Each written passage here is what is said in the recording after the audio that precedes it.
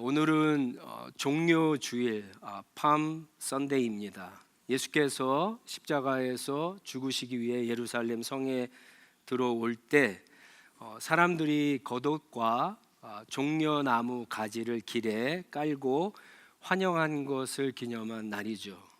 그리고 그 다음부터 고난 주간이 시작됩니다. 패션 위크가 시작되고 예수님을 환영했던 사람들의 소리가 예수를 못 박으라라고 하는 소리로 변하면서 금요일에 십자가에서 죽으시게 되죠. 그래서 우리를 굿 프라이데이라고 부릅니다. 그리고 사흘이 지나는 것이 아니라 죽은 후에 사흘째 되는 날, 유대인들의 시간은 저녁 6시부터 하루가 시작됩니다. 3시에 돌아가시고 6시에 하루가 되죠. 하루, 이틀, 사흘, 선데이죠. 선데이 새벽에 예수님께서 다시 살아나십니다. 그래서 이스터 선데이라고 우리가 부르죠. 기독교에서 가장 중요한 절기입니다. 이 기간 동안 교회는 금식과 기도를 하며 그리스도의 십자가를 묵상하며 경건하게 보냅니다. 올해 우리 교회는 광고에 나간 것처럼 우리 교단 안에, 노예 안에 있는 주사랑 교회와 함께 특별 연화 집회를 갔는데 우리 성도님들 모두 참여하셔서 우리 팬데믹 이후로 이렇게 참여해갖고 현장에서 예배드리지 못했잖아요. 이번에 같이 함께 예배드리면서 하나님의 놀라우신 그 사랑과 은혜를 깊이 받고 나누는 귀한 시간 되시기 바랍니다.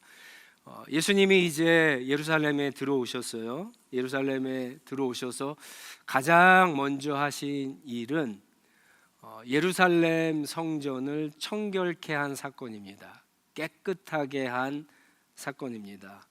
마태와 마가, 누가, 요한 모두가 이것을 기록하고 있는데 모두가 기록했다라고 하는 것은 굉장히 중요한 일이죠. 성전이 더러워서 깨끗하게 한 것이 아니고 우리가 읽지는 않았지만 여러분들 19장 45절부터 보셔야 됩니다. 19장 45절에 보시면 성전 뜰에서 많은 사람들이 장사를 하고 있었거든요. 성전이 더럽고 동물들 때문에 더럽고 사람들이 시끄러워해가서 그들을 쫓아낸 것은 아닙니다. 당시 유대교는요 아주 중요한 3가지가 있습니다. 첫 번째는 율법이죠. 유대교는 율법의 종교라고 할 수 있어요. 그리고 또 한 가지는 랍비, 대제사장, 종교인과 그리고 율법을 가리키는 사람이에요. 그리고 마지막이 성전입니다. 예루살렘 성전. 그래서 요한은 특히 이것을 강조하고 있는데 요한복음을 읽어보면은 예수님이 가나의 혼인잔치에서 2장 처음에 나오죠. 혼인잔치에서 갑자기 예루살렘 성전으로 가서 청결케 한 사건을 합니다. 그리고는 우리가 잘 아는 것처럼 당시 랍비 중에 랍비였던 사내들인 공의회 회원이었던 니고데모가 밤에 찾아오죠. 그래서 예수님께 어떻게 해야 영생을 얻을 수 있습니까? 이런 질문을 하죠. 이 가나의 혼인잔치는 율법을 이야기합니다. 그래서 율법으로도 구원을 받을 수 없는 유대교의 한계를 이야기해요. 유대교의 기능이 끝났다라는 것을 선언합니다. 그래서 예수님께서 물로 포도주를 만드는 사건을 통해서 예수님이 가지고 온 하나님의 나라, 이 구원이 얼마나 풍요로운가를 그들에게 보여주는 첫 번째 이적으로 등장하는 거고요. 요한은 시간순으로 쓰였는데 그리고 나서는 바로 유대교의 핵심이라고 할 수 있는 성전을 청결하는 사건을 이야기합니다. 그리고 마지막으로 랍비가 예수님께 찾아와서 마치 예수님이 그렇게 말씀하신 적 있죠. 눈먼 사람이 눈먼 사람을 인도한다. 랍비라고 한다면, 사내골인 공유의 회원이라고 한다면 당연히 구원에 대해서 알고 그를 인도해야 되는데 그가 밤에 예수님께 찾아와서 어떻게 해야 구원을 얻을 수 있습니까? 그가 질문을 하는 장면이 이렇게 나오게 됩니다. 성전을 청결하게 한 사건은 예수님께서 말씀하신 대로 유대교의 기능이 끝났다라고 하는 거예요. 그래서 요한복음에는 이 성전 청결한 사건과 예수님의 십자가 죽음과 부활을 연결해서 이야기하죠. 그래서 예수님이 그런 얘기를 요한은 기록합니다. 너희가 이 성전을 무너뜨려 봐라. 내가 사흘 만에 다시 세우겠다라고 그렇게 이야기하죠.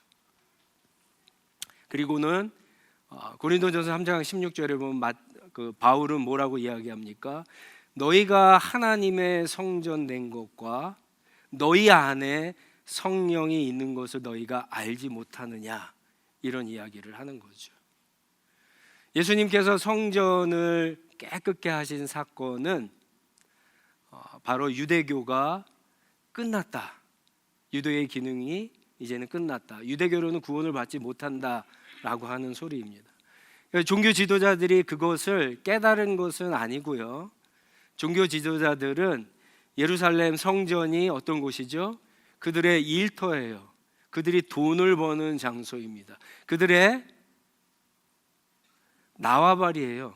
그들의 생활의 터전입니다. 그런데 예수님이 와서 거기를 갖다가 어지럽히고 거기서 사람들에게 주목을 받으며 가리키니까 이제 20장 1절에 보시면 이 대제사장들과 종교 지도자들 와서 도대체 너가 누구냐? 너가 누구길래 어떤 권위로 이런 일들을 하느냐라고 질문을 던지게 되죠. 예수님은 답을 하지 않으세요. 그리고는 오늘 우리가 읽은 말씀을 통해서 이 악한 농부의 비유를 통해서 예수님께서 대답을 하십니다. 비유는 그렇게 어렵지 않습니다. 어떤 사람이 포도원을 만들었어요. 참 특이하죠?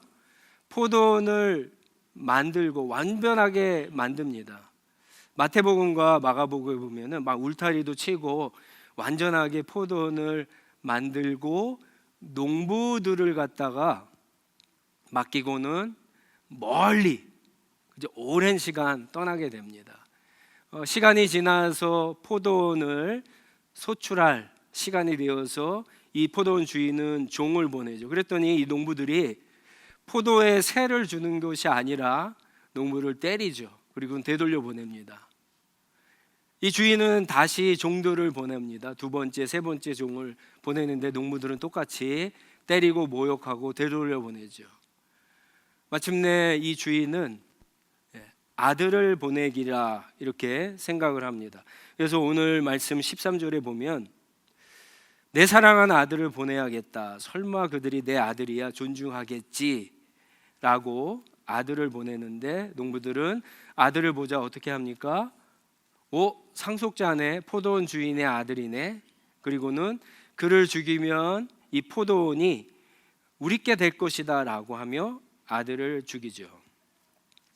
비유는 여기서 끝납니다. 비유가 끝나자마자 15절과 16절에 보시면 예수님이 이 비유를 듣는 사람들에게 이 포도원 주인이 그들을 어떻게 했겠느냐 질문을 하세요. 그런데 답도 하기 전에 바로 예수님은 스스로 자기가 답을 하십니다. 16절에 보시면 주인이 와서 그들을 죽이고 포도원을 다른 사람들에게 줄 것이다 이렇게 답을 하게 되죠. 사람들이 그 얘기를 예수님의 대답을 듣고 그런 일이 없기를 바랍니다 그렇게 답을 하게 됩니다. 이 비유에서 포도원 주인은 하나님, 주인이 보낸 종들은 구약의 선지자들, 그리고 아들은 예수님, 그리고 포도원은 이스라엘 백성, 악한 농부들은 바로 종교 지도자들이죠. 그래서 19절에 보면 이 비유를 듣고 이게 우리한테 하는 얘기구나 이렇게 들었던 종교 지도자들은 화를 내고 예수님을 해코지하려고 마음을 먹게 됩니다. 이 비유의 가장 중요한 핵심은 뭐냐? 우리가 이 비유를 읽으면서 알듯이 여기에 나오는 이 포도원 주인, 이 하나님이 얼마나 은혜롭고 관대한 분인가라고 하는 것을 우리가 보게 됩니다.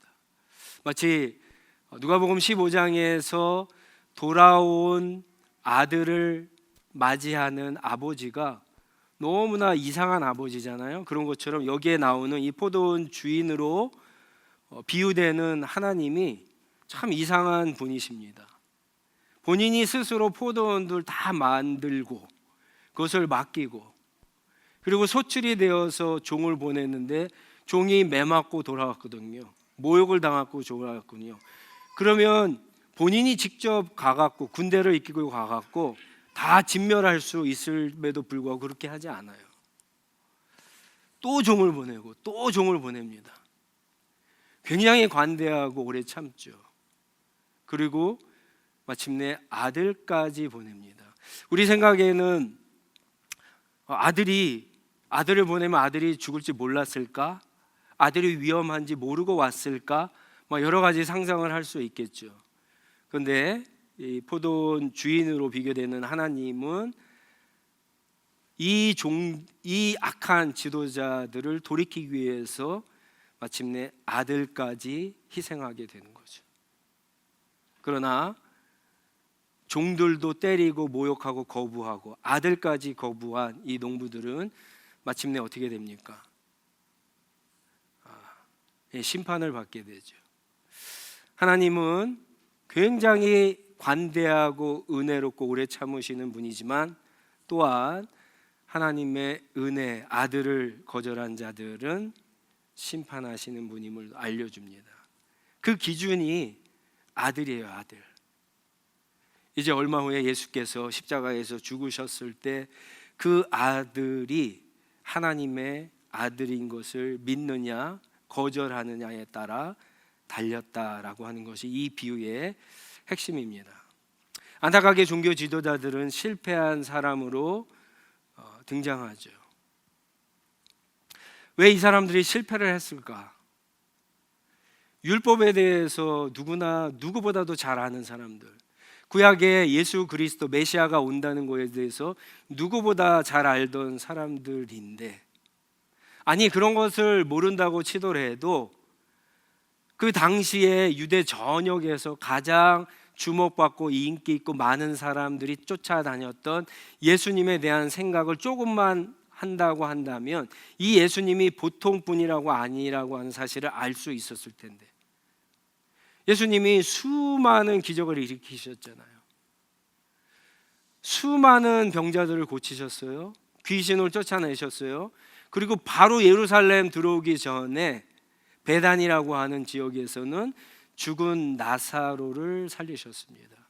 그러니까 예루살렘에서 나사로의 이 기적 사건이 예루살렘에 퍼지는 거는 순식간이죠. 아마 예수님이 예루살렘에 오기도 전에 아마 사람들이 알고 어쩌면 예수님을 환영하는 인파 속에 상당한 사람들이 그 소문을 듣고 그 정보를 듣고 환영했을지도 모릅니다.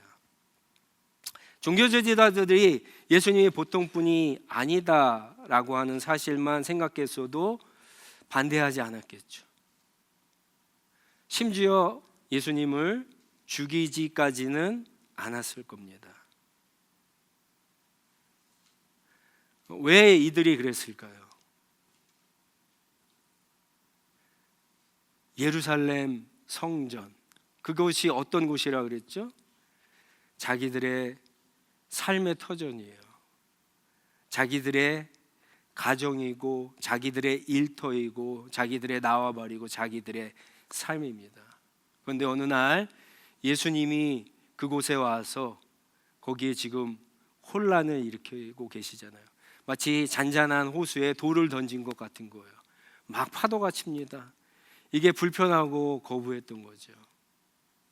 오늘 말씀을 듣는 저와 여러분에게 이런 일이 일어나지 않기를 바랍니다. 여러분, 우리가 신앙생활 하다 보면 예수님이 내 삶에, 내 가정에, 내 일터에 간섭하실 때가 있어요. 내가 기도하는 것처럼 되지 않을 때가 있어요. 내가 믿음 생활 열심히 하는 어떤 소망대로 되지 않을 때가 있습니다.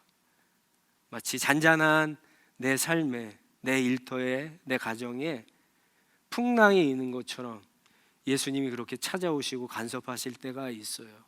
그랬을 때 우리는 이 종교 지도자들처럼 도대체 그분이 누구길래 내 삶을 이렇게 망가뜨리고 어지럽히고 헷갈리게 하고 괴롭게 하느냐라고 거절하고 반대하고 그분을 인정하지 않을 수가 있죠.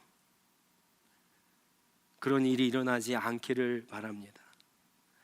여러분, 예수님은 온 세상의 주인이신 하나님의 아들이죠. 지금 예루살렘 성전의 주인은 누구시죠? 하나님이시잖아요. 하나님의 아들 역시 이 성전의 주인이시죠. 예수님이. 그래서 우리가 읽지 않았지만 여러분들, 예수님께서 무슨 말씀을 하십니까? 19장 46절에 내 집, 성경 말씀을 인용해서 내 집이라고 하잖아요. 예루살렘을 내 집이라고 얘기하시죠. 그런데 너희가 강도의 소굴로 만들었다, 그렇게 얘기하시죠. 예수님은 이 비유를 통해서 종교지도자들의 질문에 대해서 네가 무슨 권리가 있느냐 그랬는데 하나님의 아들이다라고 하는 대답을 하시는 거예요. 그럴 만한 권리와 권세와 권한이 충분히 있는 분이죠. 사실 종교 지도자들은요, 예수님께 이런 질문조차 할 수 있는 위치에 있는 사람들이 아니죠. 여러분, 종교 지도자들의 질문을 한번 잘 보세요. 20장 2절에 와서 이 종교 지도자들이 예수님께 하는 질문을 보면은 이게 무슨 뉘앙스로 여러분 읽히십니까? 당신은 무슨 권한으로 이런 일을 합니까? 누가 이런 권한을 당신에게 주었습니까? 누가 이런 권한을 당신에게 주었습니까? 누가 줘야 된다는 거예요? 자기들이 줘야 된다는 거예요. 자기들이 줘야 된다라고 하는 거예요. 자기들이 허락도 안 했는데, 자기들이 권한을 주지 않았는데 당신이 도대체 누구길래, 누가 허락을 했기에 성전에서 이런 일을 하고 있느냐라고 하는 거죠. 여러분, 종교 지도자들의 권한이 누구한테 왔죠? 하나님께 온 거죠. 하나님께 왔는데 하나님이 보내신 하나님의 아들, 하나님과 동등하신 그분에게 도대체 누구 권한으로, 누구의 권리로, 권세로 이런 일을 하느냐라고 오히려 질문하는 거죠. 그들이 주인 행세를 하고 있는 거예요. 누군가가 나에게 어떤 권한을 줬어요. 여러분, 직장에서도 누군가가 나에게 어떤 권한을 주면 그 권한을 준 사람은 나보다 높은 사람이에요, 낮은 사람이에요? 높은 사람이죠. 회사의 CEO가, 보스가 나에게 권한을 줘갖고 내가 어떤 자리에서 어떤 일을 할 수 있게 되는 거잖아요. 권한을 받았다라고 하는 것은 나보다 높은 사람이 나에게 권한을 준 거고요. 또 한 가지는 권한을 받았다라고 하는 것은 다른 말로 얘기하면은 이 권한을 가지고 내가 해야 될 어떤 일, 의무가 있다라고 하는 거예요. 어떤 책임이 있다라고 하는 거예요. 종교 지도자들이 대제사장으로, 랍비로 권한을 받았다라고 하는 무슨 책임이 있는 거예요? 무슨 의무가 있는 겁니까? 비유로 얘기하면은 포도원을 잘 가꿔서 열매를 맺어야 되는 거죠. 종교 지도자들이 이스라엘 백성들을 잘 가르치고 그래서 하나님을 잘 믿는 백성으로 인도해야 될 책임과 의무가 있는 거죠. 그들은 그것을 하지 못하는 거죠. 자기의 권한을 주장하고 책임과 의무를 다하지 않은 이 종교 지도자들, 이게 어쩌면 오늘 우리의 모습일 수도 있죠. 여러분, 우리는 실제로 그렇지 않습니까? 하나님의 자녀가 된 권한, 하나님의 백성이 된 권한,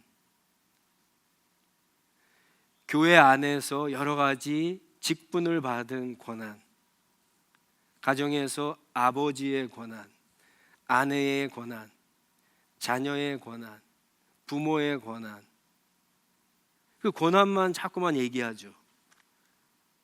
하나님이 그 권한을 주시고 책임과 의무를 다하라고 하는 것은 소홀히 하죠. 직분에 맞게, 남편과 아버지에 맞게, 아내와 어머니에 맞게, 자녀 맞게, 그렇죠? 부모답게. 우리가 이런 것들을 잘 못하잖아요. 이 종교 지도자들이 못했던 것입니다. 그들이 왜 그럴까요? 욕심 때문에 그렇죠. 욕심. 여러분, 이 당시에 사실은 이 당시는 요즘에도 이 트럼프의 관세 정책 때문에 다들 힘드시잖아요. 실업률도 점점 높아가고요.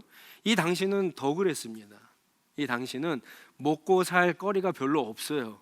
그래서 지금 이 농부들처럼 이렇게 좋은 포도원에, 그렇죠? 하여가 된다라고 하는 것은 엄청난 은혜예요. 이들이 처음에 놀고 있었을 때, 이 직장을 잡았을 때 얼마나 감사하고 기뻤을까요? 그래서 아마 열심히 일했을 겁니다. 일도 별로 사실은 어렵지 않았을 거예요. 다 만들어 놓은 포도원이에요. 그러니까 열심히 일하면서 수고하고 땀을 흘려갖고 열매를 수확했어요. 그 당시에는 4분의 1만 내면 됐어요. 아무리 심해도 2분의 1만 내면 됐습니다. 주인에게. 엄청난 거예요. 이 주인이 엄청나게 관대한 사람입니다. 우리가 그 조선 시대를 배경을 하는 그 드라마 같은 데 보면은 그 소작인들이 열심히 어떤 양반의 땅에 소작을 해 갖고 거두면은 다 빼가잖아요. 다 가져가잖아요. 10분의 9는 가져가죠.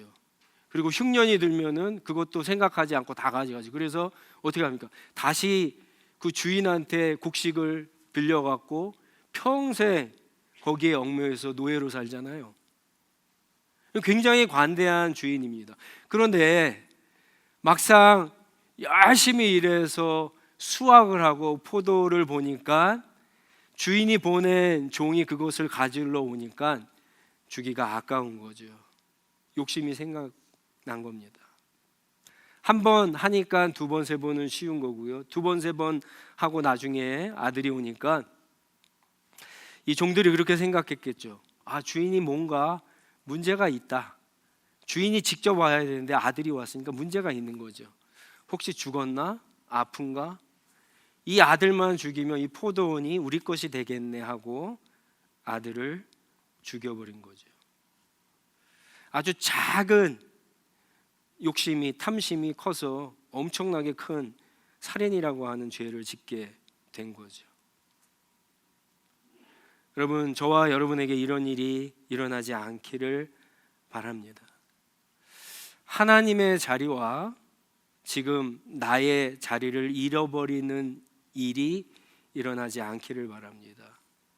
하나님이 나에게 주신 은혜와 은사들을 내 마음대로, 내 멋대로 사용하는 일이 일어나지 않기를 바랍니다.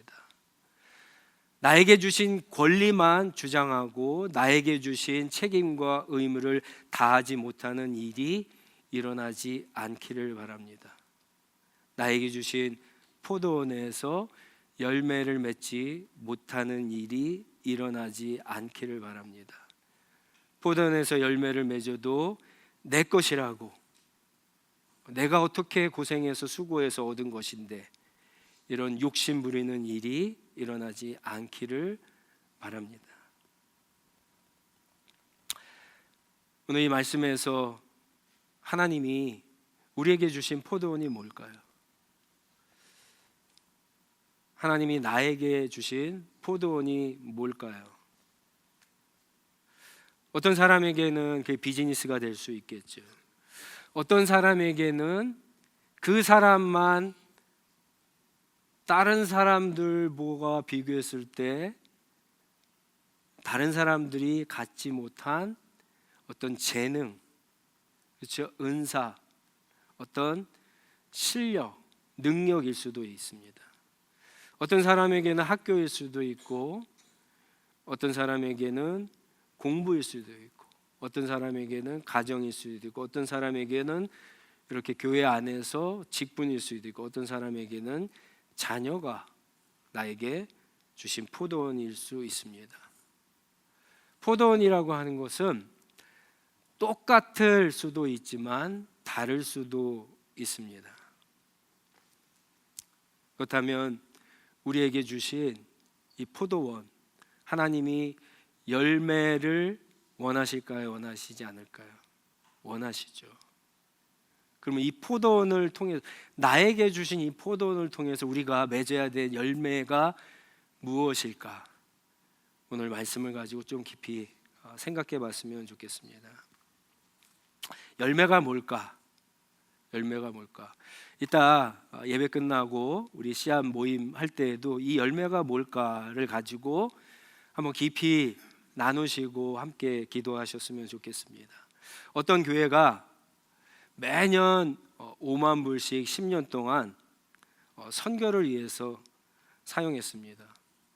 얼마를 사용한 거죠? 50만 불. 엄청나게 많이 사용한 거죠.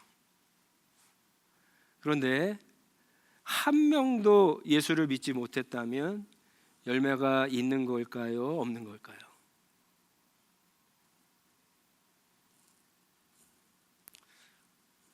우리 교회로 한번 얘기해 볼까요? 우리 교회가 지금 태국 선교를 하고 있어요. 1년에 5만 불씩 우리가 이 선교를 위해서 쓴다고 한번 생각해 보세요. 많은 거죠. 5만 불, 5만 불. 아니요, 믿음으로 한 10만 불씩 쓴다고 생각. 5년 동안. 그러면 얼마죠? 50만 불. 그런데 우리가 태국 이산 롱아이 지역에 가서 7마을을 선교하는데 열심히 선교를 하고 전도를 했는데 아무도 믿지 않았어요. 그럼 열매가 있습니까? 없습니까? 하나님이 우리에게 야, 너 이렇게 열매를 맺지 못하니 책망하고 꾸짖으실까요? 아닐까요? 안 그렇죠.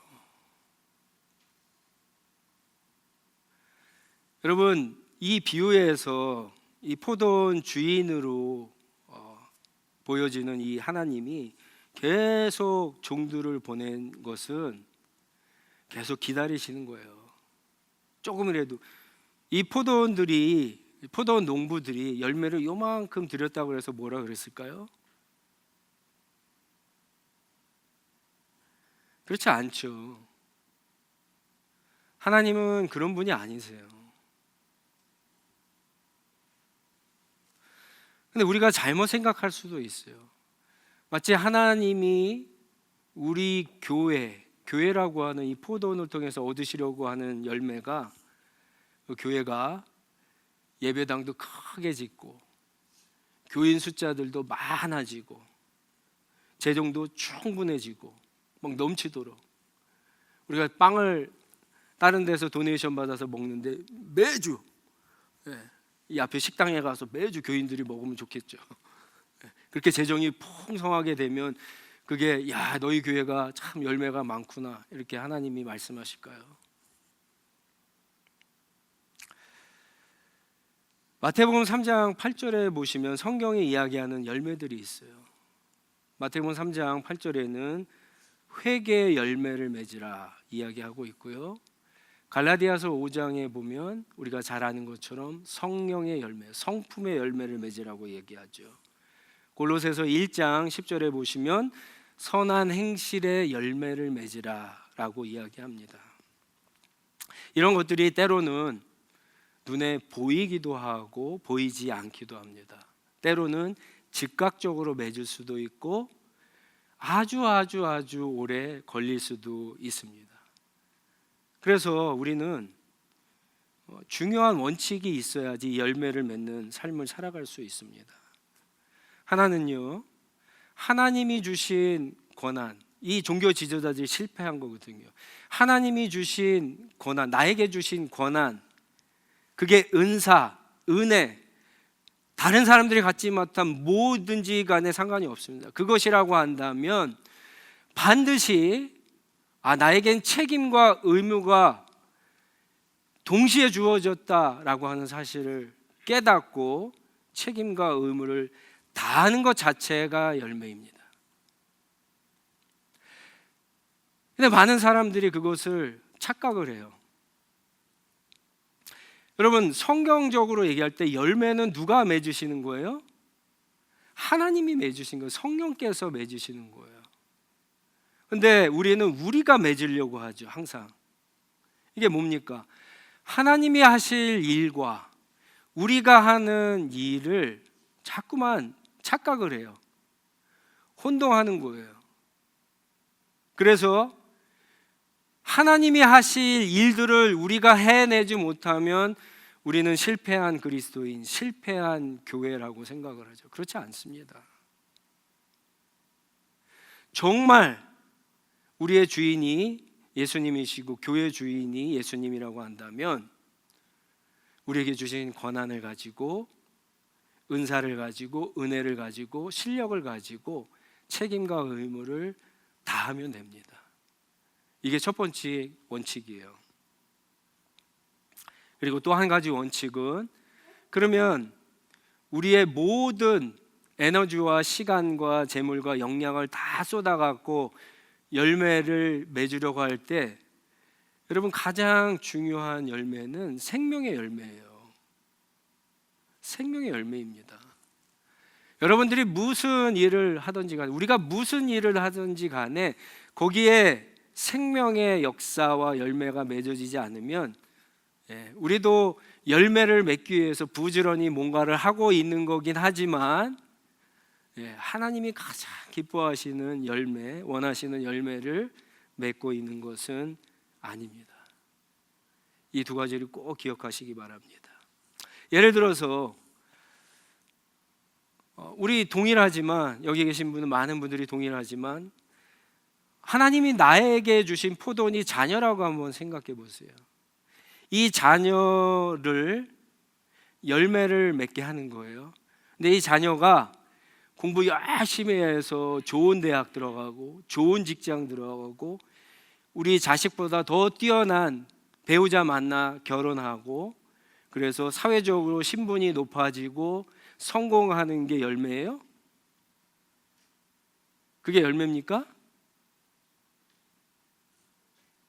아니에요. 그 열매가 아니에요.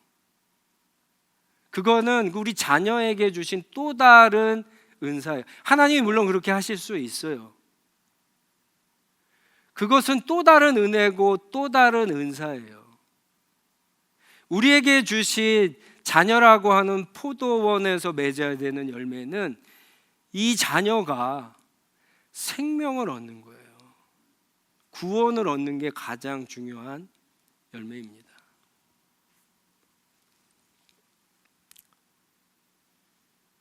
그렇기 때문에 교회는 생명의 열매를 맺기 위해서 직접적으로 복음을 전하는 일이 가장 우선되고 중요합니다.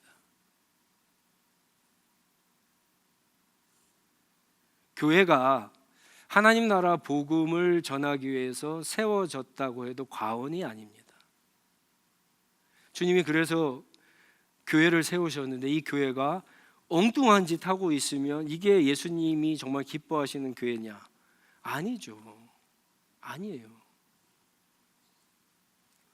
하나님은 우리가 몇 명 모였느냐의 열매를 보지 않으세요. 하나님은 우리가 건물이 있느냐의 열매를 보지 않으세요. 하나님은 재정이 얼마냐의 열매를 보지 않으십니다.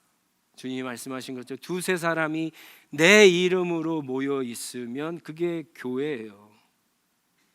하나님은 그 교회가 때를 얻든지 못 얻든지 부지런히 복음을 전하고 있는가, 책임과 의무를 다하고 있는가를 보고 계시는 겁니다.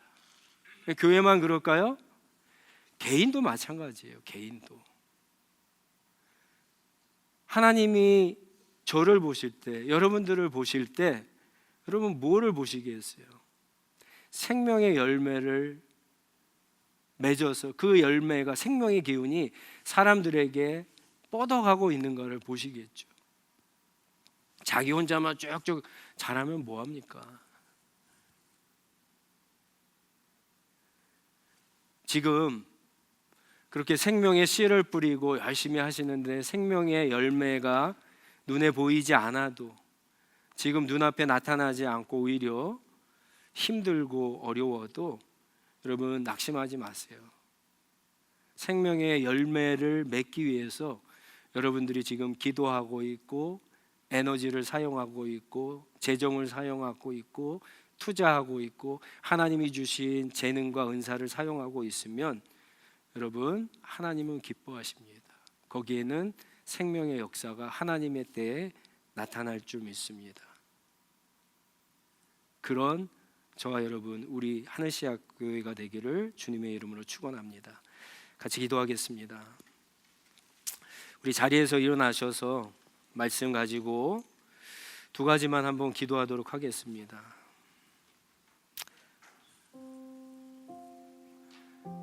여러분, 하나님이 나에게 포도원을 주셨어요. 여러분에게 주신 포도원이 뭐라고 생각하세요? 그거 먼저 알아야겠죠. 그거 먼저, 하나님 나에게 주신 포도원이 뭡니까? 이미 주셨어요. 근데 우리는 엉뚱한 곳에 가서 우리의 시간과 에너지를 쏟고 있죠. 나에게 주신 포도원에서 하나님, 내가 열매를 맺을 수 있게 해달라고 한번 그렇게 기도했으면 좋겠습니다. 하나님, 나에게 권한을 주셨어요. 나에게 은사를 주셨어요. 은혜를 주셨어요. 남들이 갖지 못하는 재능을 주셨어요. 그것을 왜 썩혀요? 그게 우리 거예요? 그게 내 것입니까? 하나님 것이에요. 하나님 것을 하나님께 돌려드리기 위해서 쓰게 해달라고 한번 그렇게 기도했으면 좋겠습니다.